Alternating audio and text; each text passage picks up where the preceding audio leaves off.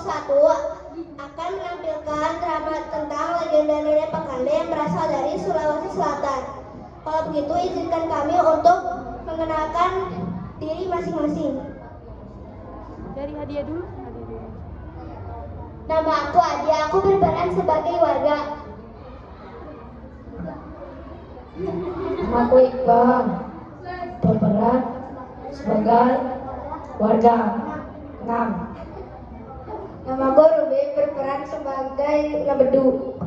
Nama saya Arka, berperan sebagai abang. Nama saya Satria, berperan sebagai Ade. Nama saya Akifa, berperan sebagai narator. Nama saya Safa, berperan sebagai warga. Nama saya Arisya, berperan sebagai gadis kecil. Saya Misha, berperan sebagai warga. Saya Sika, berperan sebagai warga 5. Nama saya Farah, berperan sebagai Nenek Pakande. Perkenalkan, saya Safia, yang berperan sebagai ibu. Perkenalkan, nama saya Michelle, berperan sebagai warga 3.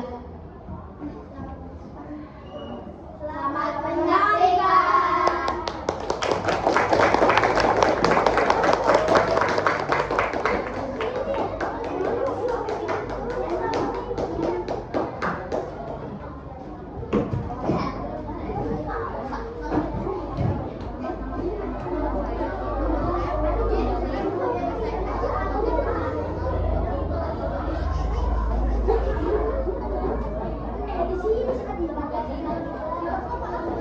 Dahulu kala, hiduplah seorang wanita lanjut usia bernama Nenek Pakande.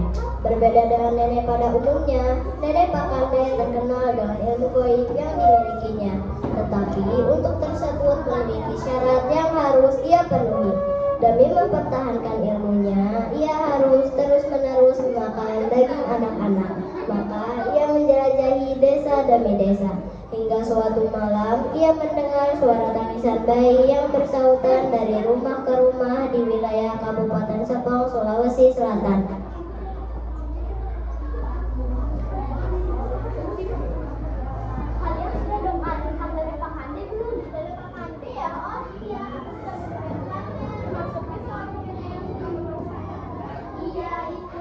Mendengar bisik-bisik dari warga sekitar, Nenek Pakande merasa dirinya terancam.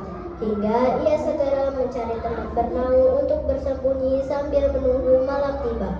Sampai suatu sore hari,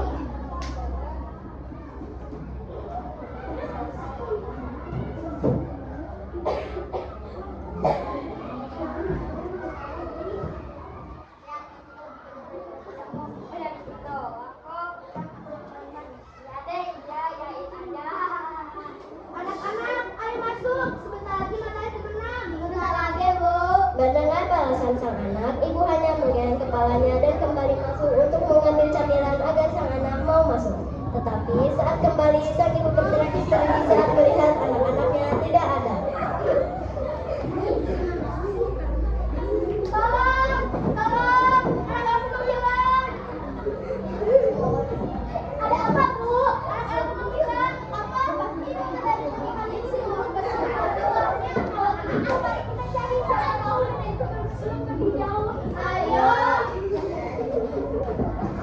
Sore berganti malam, sang ibu dan warga terus mencari dari ujung ke ujung. Tetapi mereka tidak menemukan keberadaan kakak beradik itu.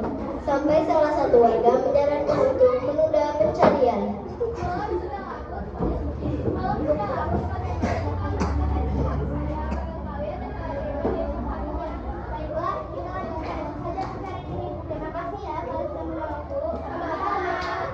Keesokan harinya, para warga dan ibu kakak beradik itu berkumpul kembali untuk melanjutkan pencarian kemarin malam.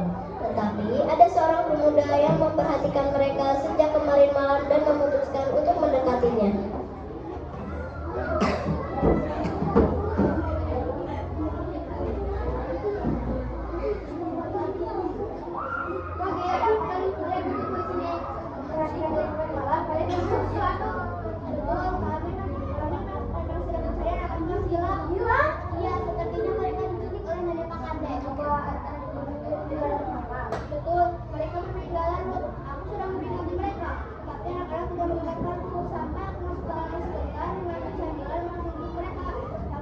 pagi ada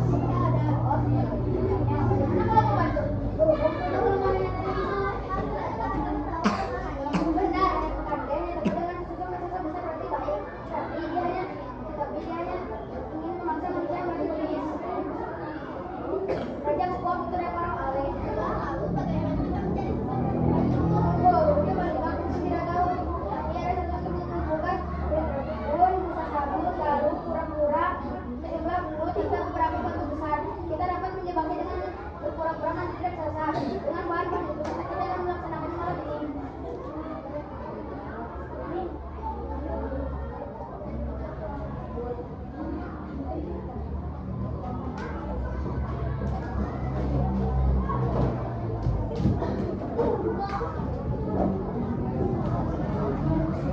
Malam pun tiba.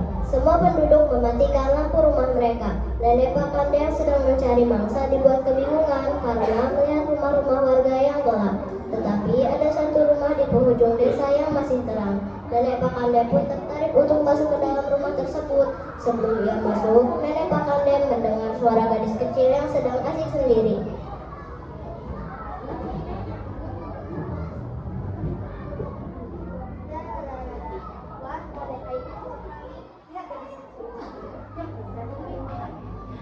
Gadis kecil yang merasa terancam memutuskan untuk lari ke dalam kamar. Sang nenek yang menyadari gadis kecil itu pergi hanya tersenyum dan mengikutinya dari belakang. Kemana dia? Apa dia sedang ingin bermain kaktus? Gadis kecil, kemana kamu? Bermain boneka lagi bersama nenek?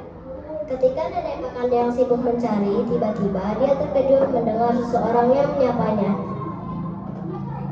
Apa yang sedang kau lakukan, nenek tua? Siapa di sana? Aku adalah raksasa yang akan menangkap dari jahat sepertimu.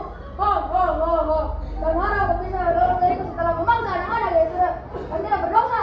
Labedu kemudian memberikan air busa sebagai air liur dari raksasa itu. Lalu baru dilemparkan sebagai sisir yang dipakai raksasa itu, serta kura-kura sebagai kutu dari raksasa itu. Melihat itu, sang nenek mulai merasa ketakutan dan pelan-pelan mundur menjauh dari sosok itu. Tidak mungkin. Aku harus lari dari sini sebelum ibu akanku. Dengan tergesa-gesa, Nenek Pak Kande berjalan keluar rumah. Karena tidak memperhatikan sekitar, Nenek Pak Kande tergelincir belut yang sudah ditaruh oleh warga. Dia terjatuh hingga kepala sang nenek menghantam batu besar dan Nenek Pak Kande pun meninggal di tempat. Apa nenek itu sudah mati? Ayo, ini sudah mati, lebih baik kita bakar saja jasadnya. Baiklah, betul. Akhir dari sang kisah, Nenek Pak Kande yang terakhir mati. Jasadnya yang dibakar akan menjadi sebuah kisah turun-menurun yang pernah singgah di desa itu. Tawa ceria anak-anak kembali menghiasi langit di desa, serta warga yang menjalani kegiatannya tanpa kekhawatiran. Desa pun akhirnya kembali aman damai.